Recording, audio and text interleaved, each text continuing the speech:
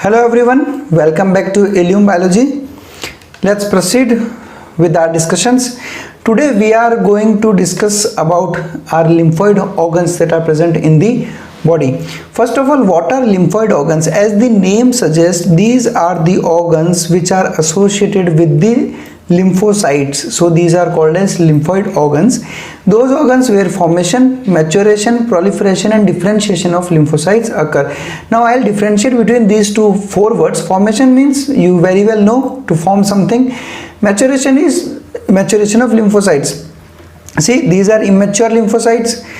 They first undergo maturation and then they form mature lymphocytes. Now, what is the difference between a mature lymphocyte and an immature lymphocyte? A mature lymphocyte will respond to an antigen, but an immature lymphocyte will never respond to an antigen. So, the place where maturation occurs. Proliferation means division and differentiation means how the lymphocytes, B cells, differentiate into plasma B cells and differentiate into memory B cells. Similarly, how T cells differentiate into cytotoxic T cells, helper T cells, suppressor T cells or memory T cells. In case you don't know the differences between these kinds of cells, or if you don't know the concept of memory cells or T cytotoxic cells, helper cells, then you should first watch our videos on the CMI and AMI. Then only you will come to learn about these things.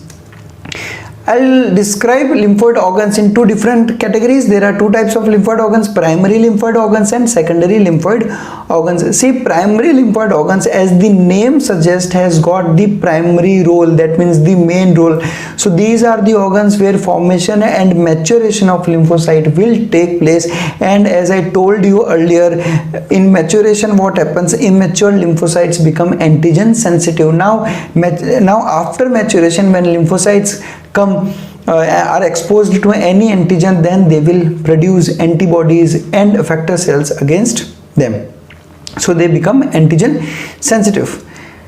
In secondary lymphoid organs, there is proliferation and differentiation of lymphocytes. And here, as I told you, in differentiation what happens? T cells differentiate into its four different types: cytotoxic, helper, memory and suppressor. T cells and B cells differentiate into what?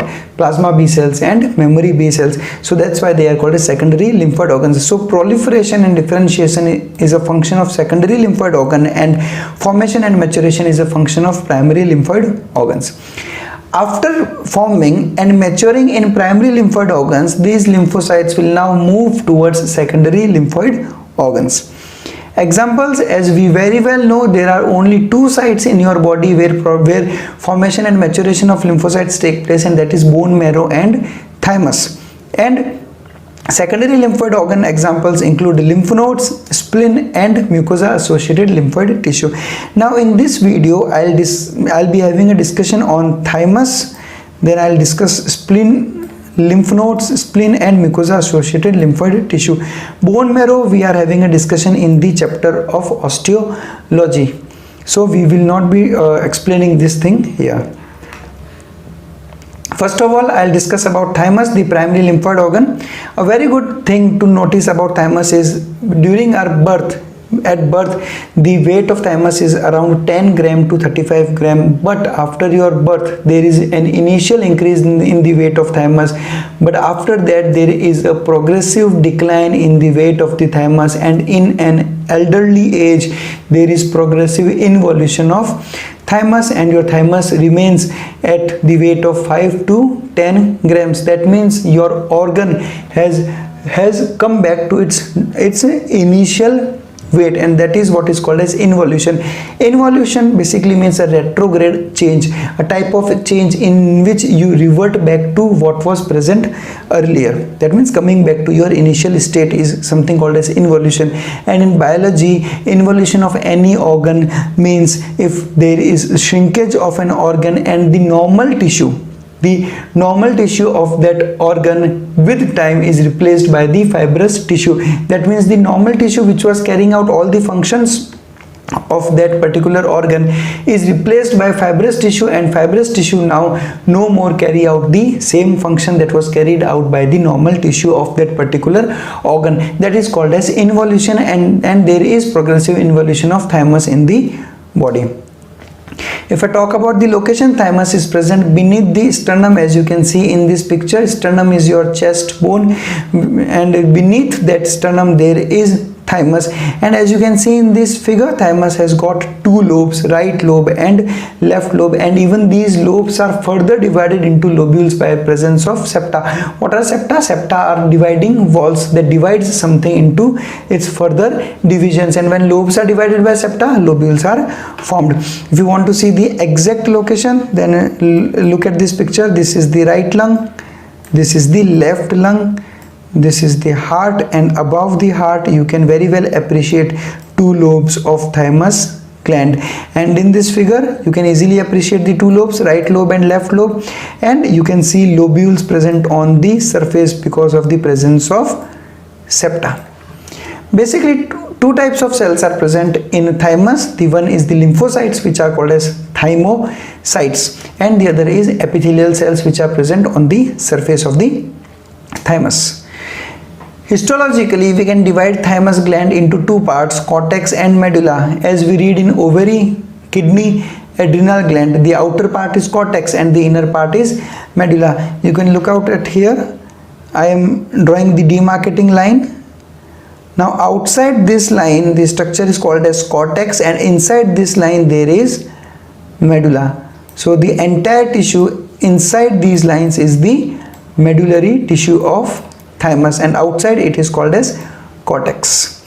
A very important thing to study here is Hessel's corpuscles or thymic corpuscles, which are present scattered in the medulla of the thymus. You can see these corpuscles present in the medulla. Now what are Hessel's corpuscle?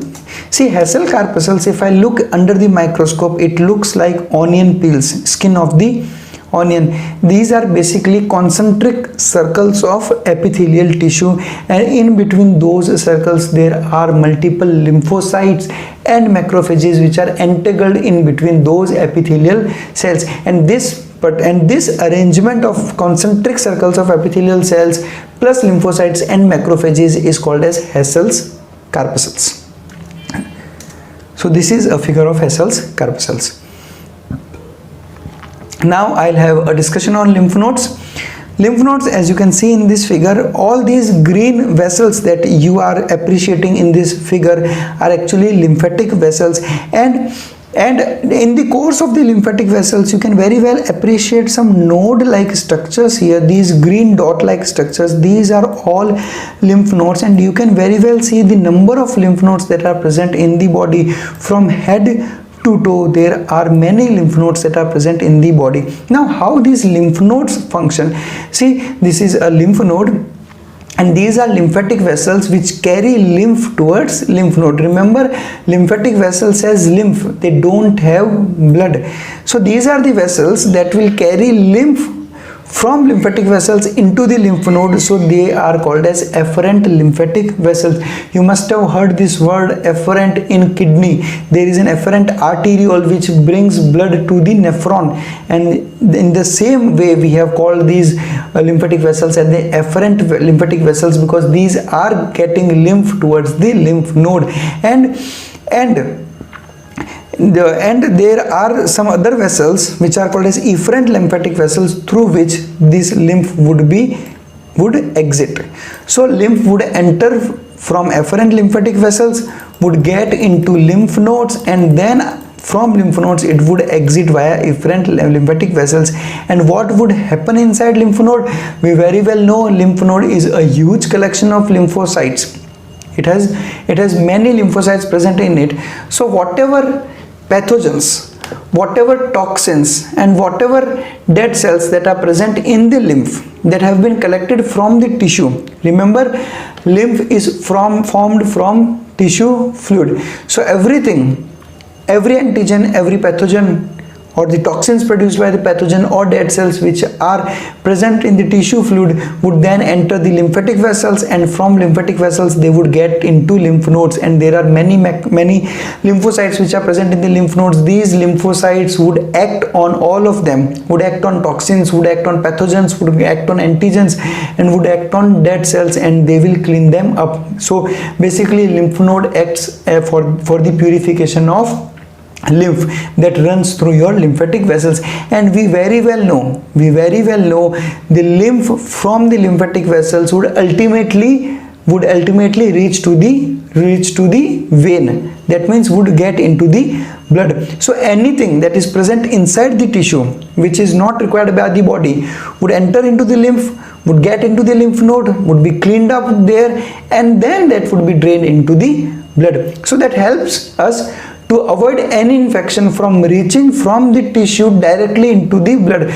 Because if any infection, see, if I am having an infection in the skin, if this infection directly reaches to my blood, the blood would propagate the entire infection into the entire body. So that's why these lymph nodes are very compulsory in the body, and they perform a very vital function. So that's how lymph nodes work in the body. Now I'll talk about spleen. Spleen, it's a bean shaped organ which is present just left to the stomach. You can very well see in this figure. See, this triangular organ is liver, this is esophagus, and this is stomach. Now just left to the stomach you can appreciate a colored body here, a bean shaped body. This is called as spleen, and the spleen basically is a reservoir of lymphocytes, many macrophages, and a huge amount of fresh RBCs. After the formation of RBCs in the bone marrow, some fresh RBCs move directly into the spleen, and whenever there is an emergency in the body and your body needs fresh RBCs, then spleen contracts and send these RBCs directly into the body system, and that's why the spleen is called as blood bank of body, because it helps body in the emergency situations. Plus it has got lymphocytes and macrophages, so whatever blood enters into the spleen, anything, any antigen, pathogen, or any toxin present in the blood would get into the spleen, and the lymphocytes and macrophages present in them would clean up the entire blood. So as lymph nodes act in the purification of lymph, similarly spleen helps in the purification of blood.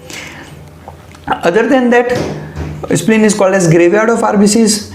We very well know the age of an RBC. An RBC survives for 120 days, but what happens to them after 120 days? When their life is over, they reach to the spleen, and spleen then destroy these RBCs. So these spleen is called as graveyard of RBCs, and plus it performs blood filtration by trapping and destroying blood-borne microbes and dead cells. Every microbe, dead cell, pathogen, toxin, antigens present in blood is purified by the spleen. Next, discussing about mucosa associated lymphoid tissue. As the name suggests, this is the lymphoid tissue which is associated with the mucous membranes or the mucosa. Now the mucosa of respiratory tract, the gastrointestinal tract, that means alimentary canal, and urinogenital tract, all of them has got lymphoid tissue in their mucosa which is called as MALT. And it is very surprising to know that more than 50% of the lymphoid tissue of the body is formed by mucosa associated lymphoid tissue. As you can see in this picture, this I'll show you with a different color here. This is mucosa, this is mucosa, this entire portion is mucosa, and this is the connective tissue present beneath the mucosa. This one is the connective tissue. Now this entire, wait, I'll choose a different color here. This entire tissue, as you can see in this figure, this is a huge collection of lymphocytes, and this is called as mucosa associated lymphoid tissue. Now on the basis of the mucosa in which they are present, we can categorize them into different categories. The first one is nasal associated lymphoid tissue, NALT. Nasal means the nasal tract, Second is bronchus associated lymphoid tissue, the lymphoid tissue associated with bronchi and bronchioles. Gut associated lymphoid tissue, gut means your alimentary canals, so that's alimentary canal associated lymphoid tissue. and the lymphoid tissue which is associated with genitourinary system, that means your genital tract and your urinary tract. So these are 4 different types of MALT which is present in the body. Let's have a good discussion on NALT, nasal associated lymphoid tissue. This is the lymphoid tissue which is present in the nasal passage, in the throat, and the best example that we would discuss here is the presence of tonsils. What are tonsils? This is just a collection of lymphocytes. Now, in the first figure, this is the normal tonsils. Now in this figure, you can very well appreciate this is palate, this is uvula, and this is palate. Now see, look behind this soft palate here, this part, you can appreciate a small enlarged structure here. This is tonsil. Right and left 2 tonsils are present. These are called as palatine tonsils because they are present just posterior to the palate, so called as palatine tonsils. Now in case there is any infection in the surroundings, these tonsils would get inflamed. Why would they get inflamed? Because whenever there would be any pathogen or any infection there would be a huge increase in the number of lymphocytes present in the tonsils. Now because of the increase in the number of lymphocytes, there would be an enlargement, there would be an inflammation of tonsils. Now as you can see, appreciate in this picture, you can see enlarged tonsils. In the previous picture, in the normal tonsils they were not that much enlarged, but here they are very much enlarged. So these are inflamed tonsils because of infection, and they clearly suggest that there is some infection present here.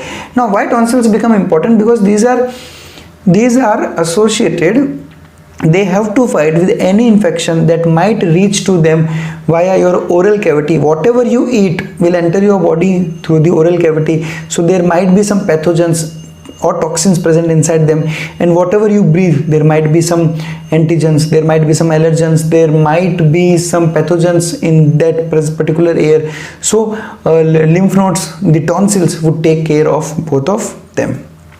Now gut associated lymphoid tissue, the lymphoid tissue which is associated with gastrointestinal tract, the alimentary canal, and the first thing to discuss in this is Peyer's patches which is present in ileum, and then I would have a good discussion on vermiform appendix. Ileum is the last part of the small intestine. The first one is the duodenum, then duodenum, and then comes ileum. So as you can very well appreciate in this figure, there are some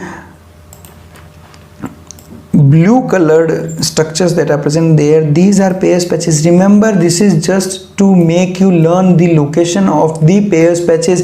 Peyer's patches are not present on the surface of the intestine. They are not present outside the ileum. They are associated with the mucosa which is present in the internal wall. Look at here. This is the mucosa. We very well know about ileum, that ileum has got multiple villi in them so that they can increase the rate of absorption. So these are the villi. This is the mucosa, the entire mucosa. Mucosa only forms villi. The layer below this is the connective tissue part, and all these structures, these is the collection of lymphocytes which is called as Peyer's patches. Now where is appendix present? We very well know. This is the large intestine. Now look at this picture. I am enlarging this view. From here, large intestine starts. The first part of large intestine is cecum. This is the cecum, and associated with cecum there is a small structure which is called as vermiform appendix. Now vermiform appendix used to perform a role in digestion in our ancestors. So it had a role at that time, but that at the present times appendix has got no role in digestion. So that's why we call appendix as a waste organ. But appendix has got lymphocytes in it and acts as a lymphoid tissue in the body. So that's it. That's all about the lymphoid organs. Thanks a lot for watching us. If still you have any kind of doubts, you can ask us in comment section. Thank you very much for watching us.